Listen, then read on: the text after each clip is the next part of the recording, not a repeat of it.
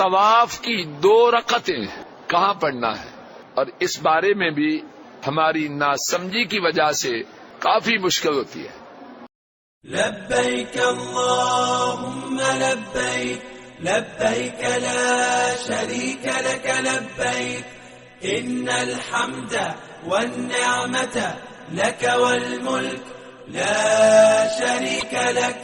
طواف کی 2 رکعتیں کہاں پڑھنا ہے، اور اس بارے میں بھی ہماری ناسمجھی کی وجہ سے کافی مشکل ہوتی ہے۔ بہترین یہ ہے کہ طواف کی 2 رکعتیں مقام ابراہیم کے پیچھے پڑھی جائیں۔ وَاتَّخِذُوا مِن مَقَامِ إِبْرَاهِيمَ مُصَلًّى، لیکن کیا لازم ہے کہ وہیں پڑھیں؟ اس بارے میں 2 حدیثیں سماعت فرمائیے۔ نمبر 1، ہمارے ساتھ یہ حدیث گزر چکی ہے، صحیح بخاری کی حدیث ام سلمہ رضی اللہ تعالی عنہا، انہوں نے نبی پاک صلی اللہ علیہ وسلم کے حکم کے مطابق اس وقت طواف وداع کیا جبکہ لوگ نماز پڑھ رہے تھے۔ اب طواف تو کر لیا، تو طواف کی 2 رکعتیں انہوں نے کہاں پڑھی؟ صحیح بخاری میں ہے، فَلَمْ تُصَلِّ حَتَّى خَرَجَتْ، ام سلمہ نے نکلنے تک طواف کی 2 رکعتیں نہ پڑھی۔ کہاں سے نکلنے تک؟ اس بارے میں حافظ ابن حجر نے 2 اقوال نقل کیے ہیں اور دونوں ہی میں آسانی ہے۔ پہلا قول،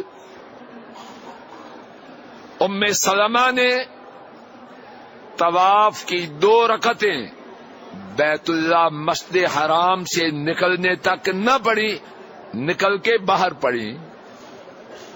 اور دوسرا قول زیادہ مزیدار اور زیادہ آسان، ام سلمہ نے طواف کی 2 رکعتیں نہ پڑھی یہاں تک کہ وہ مکہ مکرمہ سے بھی نکل گئی۔ مکہ شریف سے نکلنے کے بعد باہر راستے میں 2 رکعتیں پڑھی۔ اور ام سلمہ کن کے ساتھ تھی؟ بولو، نبی کریم صلی اللہ علیہ وسلم کے ساتھ۔ اگر ان کا یہ کرنا ٹھیک نہ ہوتا تو نبی پاک صلی اللہ علیہ وسلم کرنے دیتے؟ نمبر 2، حضرت عمر رضی اللہ تعالی عنہ، انہوں نے بیت اللہ کا طواف کیا اور اس کے بعد انہوں نے 2 رکعتیں مسجد حرام میں نہ پڑھی یہاں تک کہ وادی زیتوا پہنچے۔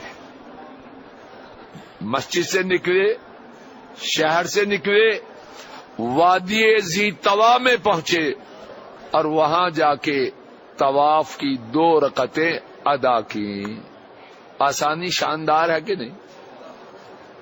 وہاں دکے دے اور یہ کر، اور کوئی ضرورت نہیں، پیچھے چلا جائے۔